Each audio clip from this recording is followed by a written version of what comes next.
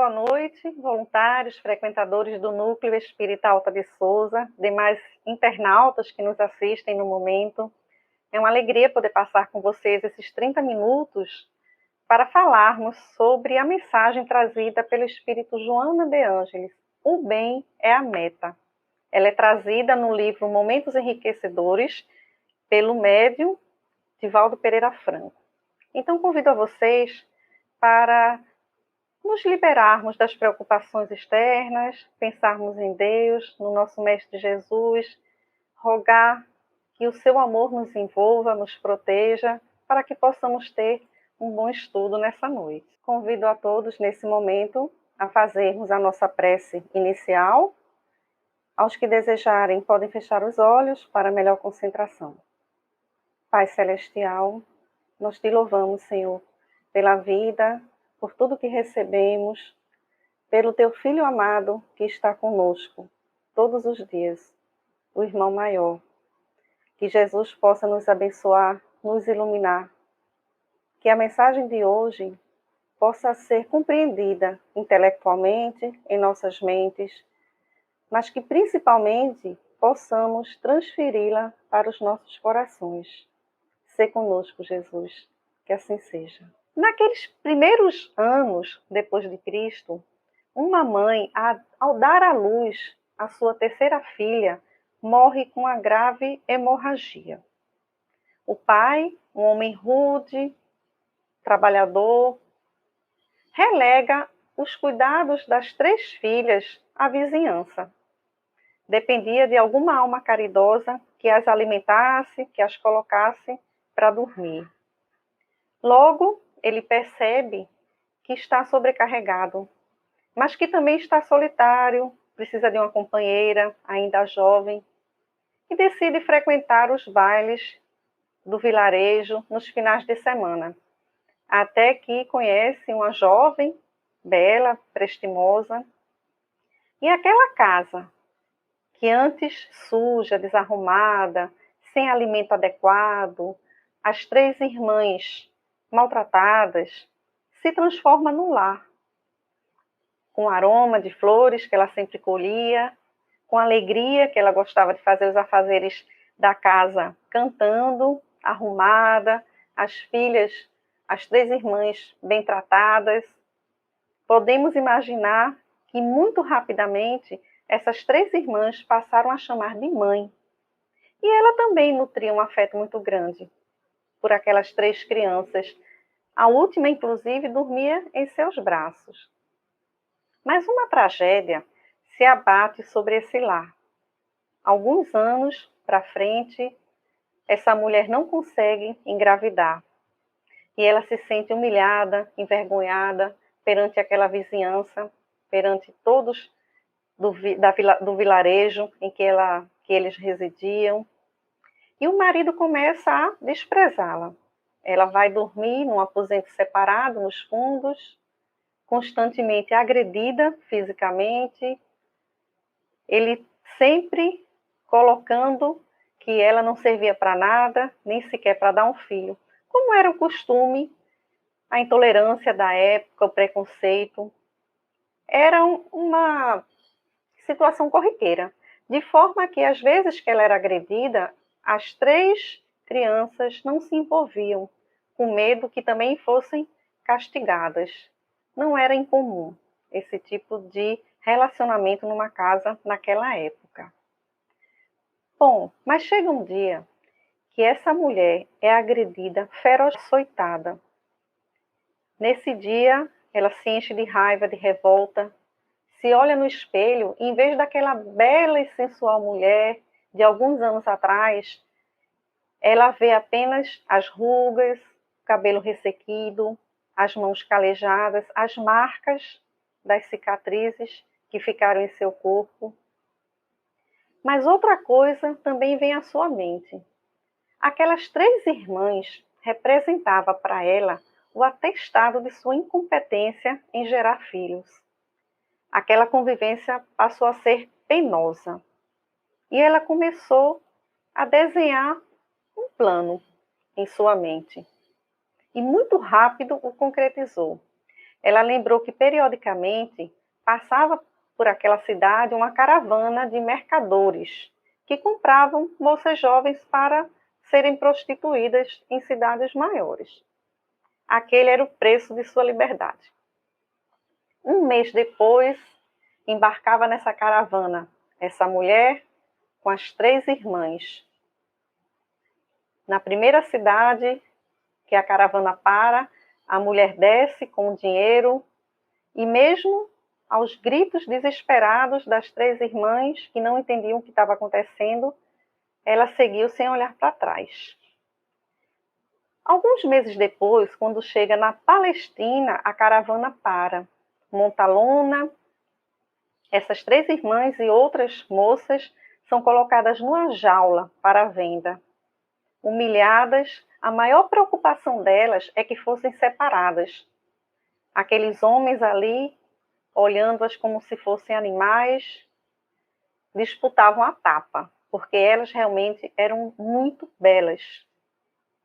Então chega a dona do prostíbulo mais luxuoso da cidade, e percebendo aquele interesse tão grande, resolve comprar as 3 moças, já avisando aqueles clientes que estavam ali. Elas, forçadas à prostituição, tornam-se amargas, desiludidas, porque ainda assim acalentavam em seu coração a esperança de casar, de ter filhos. Então, se interessavam por aqueles moços que ali chegavam, aqueles clientes, mas logo eram desprezadas, logo elas se decepcionavam. E aí os dias passaram a ser todos iguais, sem nenhuma novidade. Até que, alguns anos mais para frente, uma serviçal chega e fala de um rabi especial que iria chegar na cidade. Ele falava do que os outros não falavam, de amor, de perdão, fazia milagres, curas do corpo, da alma. E elas, naquela carência, naquele vazio, sentem aquela mensagem preencher. Se enchem de esperança e pensam em procurar esse mestre, no intuito de resolver aquela questão da liberdade tolhida delas. Elas ficam tão entusiasmadas que passam todos os dias pedindo informações, querem saber das histórias desse rabi. À noite também conversa com os clientes, pergunta sobre aquele desconhecido, foi o apelido que elas deram para ele. O que é que aquele desconhecido tinha feito nos últimos dias? Até que chega um momento que o rabi e seus discípulos chegam na cidade e elas pensam: será que nós teríamos o direito de nos acercarmos dele? Ou seríamos repudiadas, como todos fazem conosco? Afinal, elas não tinham uma doença do corpo, elas eram saudáveis, perfeitas. Mas elas eram angustiadas, elas precisavam da cura também. Impressionadas com aqueles prodígios que eram contados sobre ele, seguiram em frente. Resolveram, apesar de todo o medo que sentiam, procurá-lo, porque elas também tinham uma inquietação. Por que o destino tinha reservado algo tão cruel para as 3 irmãs, se elas nada tinham feito de mal? Bom, no dia seguinte, logo cedo, saiu o último cliente, elas se arrumam de uma maneira simples para passarem despercebidas, se cobrem com um manto e vão para a beira do mar escutar o mestre. Chegando lá, os clientes que dormiam, comiam, bebiam com elas, indignados pela presença desrespeitosa, ignoravam-as.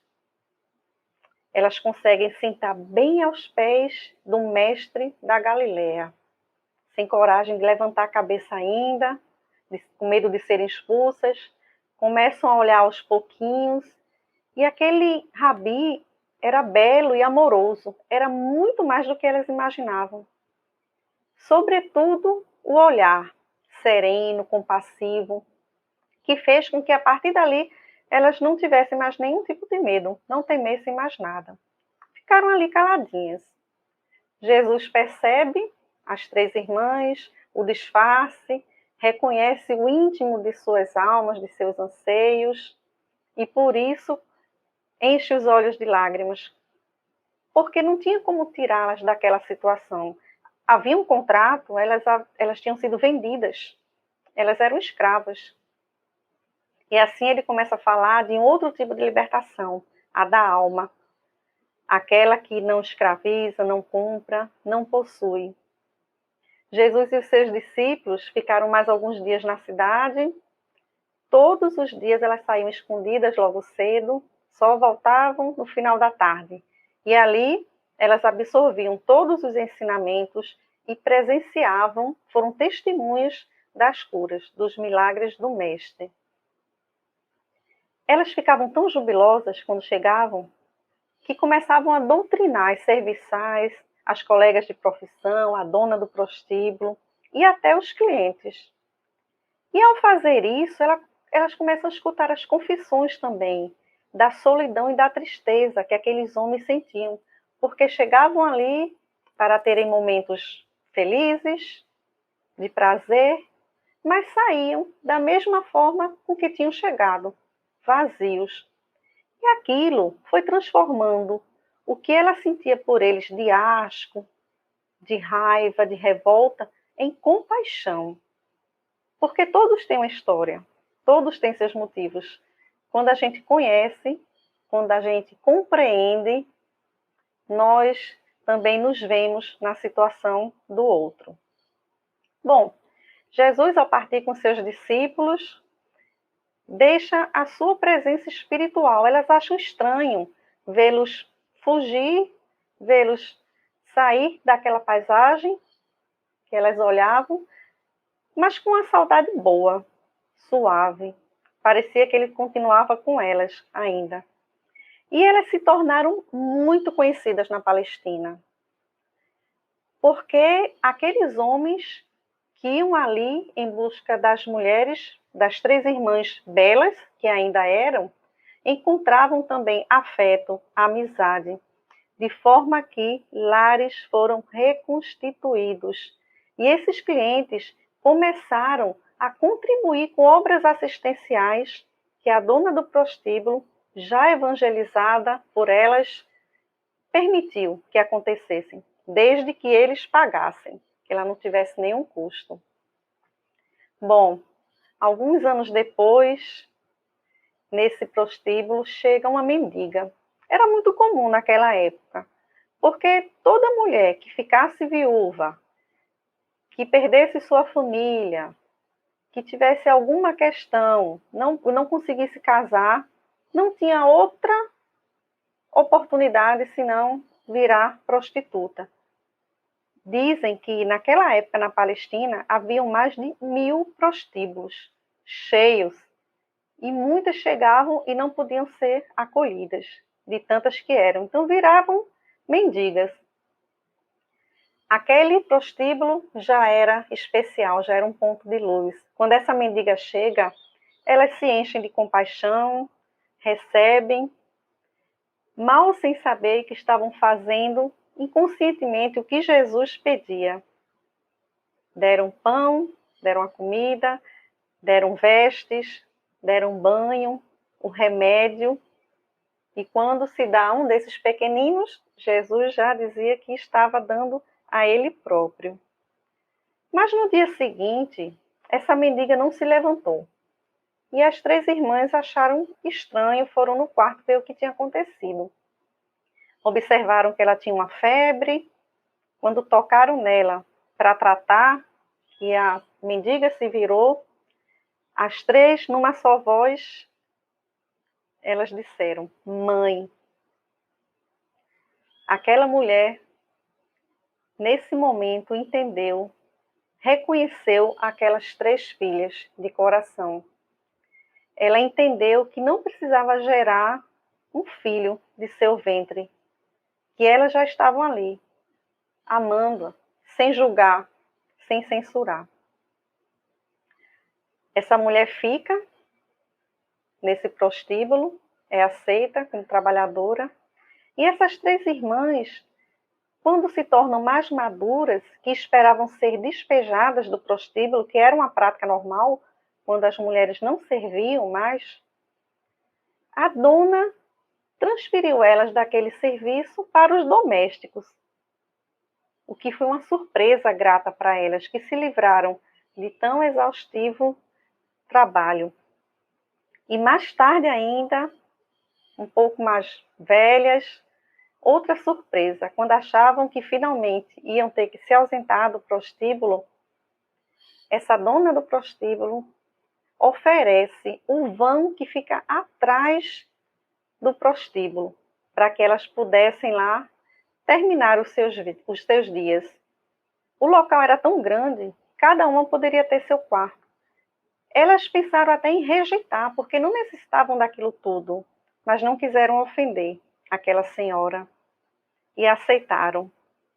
Sem saber o que fazer com o local, lembraram que Jesus tinha dito que no momento oportuno o bem ia vencer o mal. Elas iam ter a possibilidade de ter a sua família, só que uma família universal, espiritual. Então, aquele local passou a ser conhecido em toda a Palestina como um dos templos mais frequentados e subsidiadas as obras através dos clientes. Ali eram feitas orações, elas contavam dos ensinamentos do mestre, assistência aos doentes, aos que chegavam com fome. Logo depois, aquelas 3 irmãs, da mesma forma como naquele primeiro dia se sentaram aos pés do mestre, presenciaram o holocausto de seu Rabone. Ao lado de Maria de Magdala estavam as 3, aos pés da cruz. Logo depois, elas morrem, as 3, na mesma noite, ao alvorecer. E o Leon Tolstói, o espírito Leon Tolstói, que conta essa história nesse livro, Mulheres Fascinantes, diz que elas desencarnaram suavemente, como pássaros por um único coração. E, de fato, aquelas 3 irmãs já fazia várias encarnações que elas estavam juntas, seguindo Jesus, inclusive. E elas contam, dando seu testemunho no livro, que algumas vezes que estavam separadas pela carne, à noite, quando dormiam em desdobramento, elas se encontravam, se fortaleciam, assim como acontece com todos nós que temos nossos afetos, ligados por afinidade. Aquele afeto desencarna ou nós, mas continuamos com os laços de amor, os laços de ternura. Sobre aquela pergunta que elas fizeram ao mestre, por que aquele destino tão cruel que elas receberam, Jesus de Nazaré diz o seguinte, eu vou ler para não perder a beleza da poesia. Nada fizeste seguramente de mal, nem sempre o sofrimento indica erro. Vede somente o momento, desconhecendo os projetos espirituais por trás da situação. Ofereceste-vos para a tarefa ingrata, mas gloriosa. Estás no lugar certo, na hora adequada, no desempenho imprescindível. Muitas criaturas me conheceram através de vós. E aí perguntamos, quem em sã consciência iria pregar a palavra da Boa Nova num prostíbulo? Aquelas 3 irmãs já comprometidas com a implantação do reino de Deus haviam se comprometido, pediram para encarnar naquele local onde seria muito improvável a palavra do mestre chegar.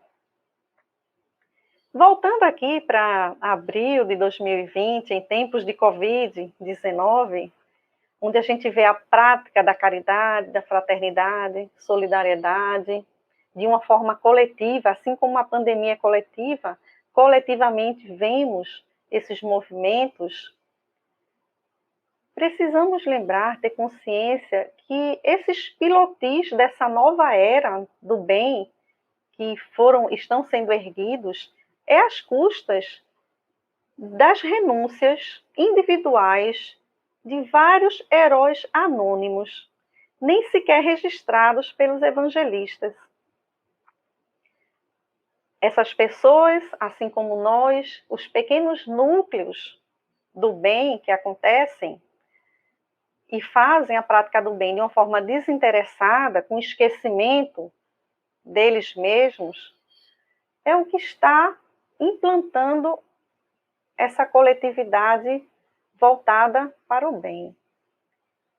Nós também, apesar de aos olhos dos homens e até aos nossos próprios olhos sermos insignificantes, fazermos uma pequena parte ou nada que substancialmente mude a vida de alguém, precisamos lembrar que também somos heróis anônimos.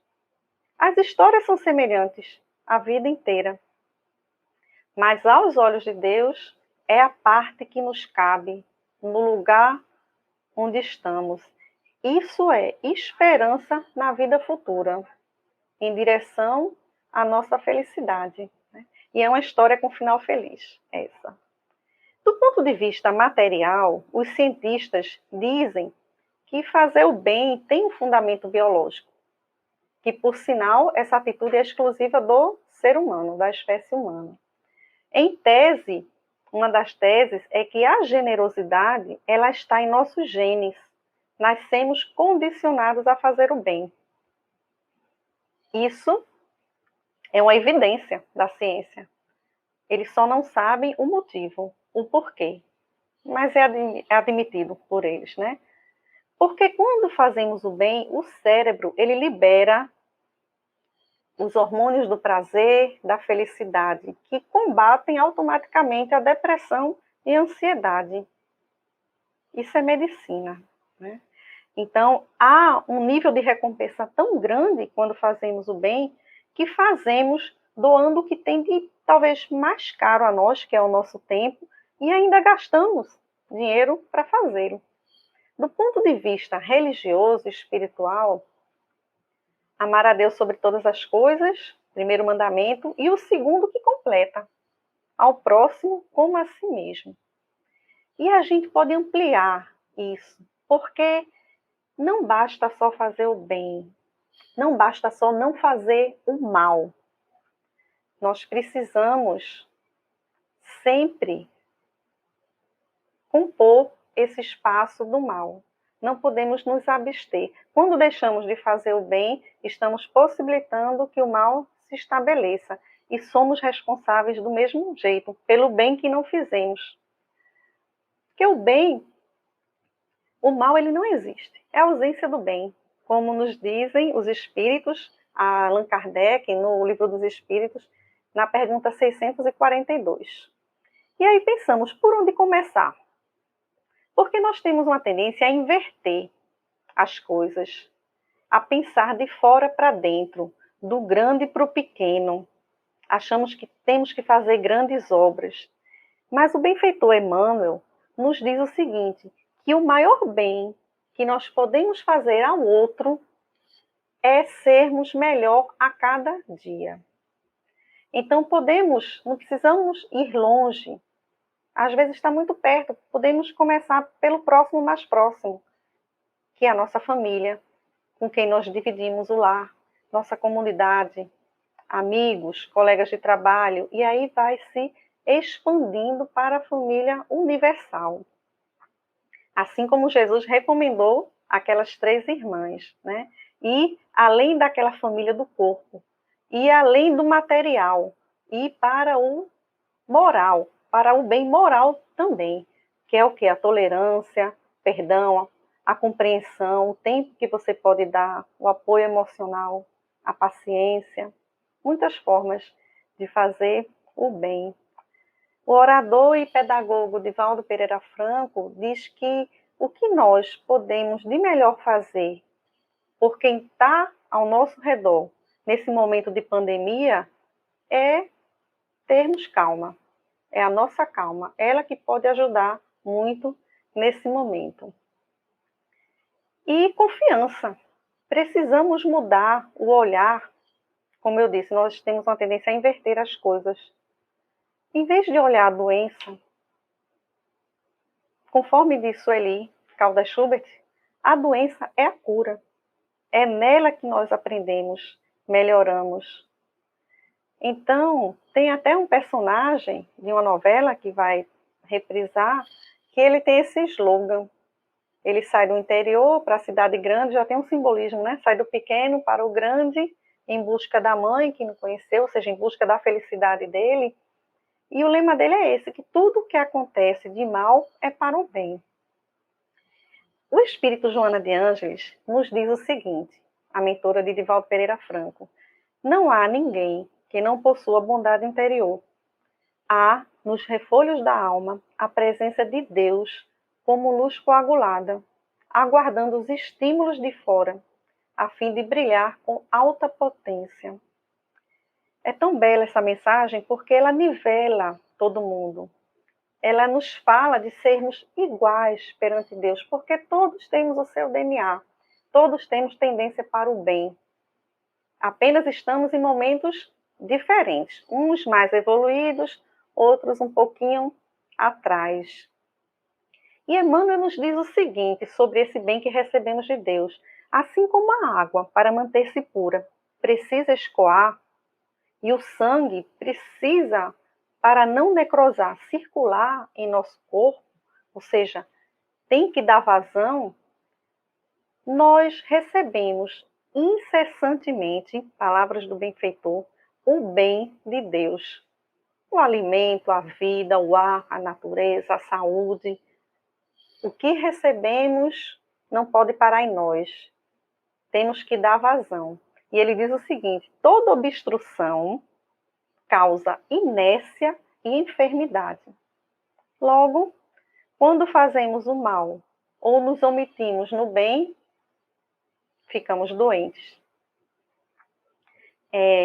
O benfeitor Emmanuel, no livro Pensamento e Vida, psicografia de Chico Xavier, diz que fazer o bem espontaneamente é refletir a vida divina por intermédio de nós. O homem de bem, que é o que nós desejamos ser, é nossa meta, é aquele que pratica as leis de justiça, amor e caridade em sua maior pureza e interroga sua consciência sobre os seus próprios atos.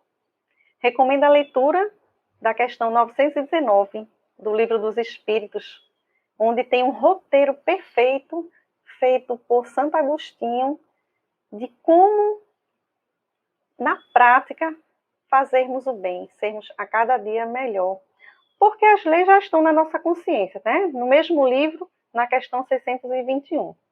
O bem já está lá, precisamos consultar. Então, amigos, vamos finalizar essas reflexões, nosso encontro, pedindo ao nosso Mestre que nos ilumine e, acima de tudo, nos dê coragem para nos mantermos persistentes nesse roteiro que Ele deixou de fazer o bem, único e sempre, de trazer o Evangelho. E com menos atalhos, para atingirmos nossa meta o mais rápido possível, para sermos a expressão do bem ao nosso próximo. Vamos então fazer a nossa prece final. Jesus amado, doce meigo Rabi da Galileia, obrigada, Senhor, por essa oportunidade maravilhosa que tivemos de reunir com demais irmãos, nos enchermos de alegria, de felicidade, de paz, com a Tua mensagem, Teus ensinamentos, mas que possamos, Senhor, nesse momento que muitos estão desesperados, emanar para toda a humanidade saúde, esperança, consolo, especialmente confiança, porque Tu nos prometeste, Senhor, há mais de 2000 anos, que estaria conosco até a consumação dos séculos. Que assim seja. Muita paz.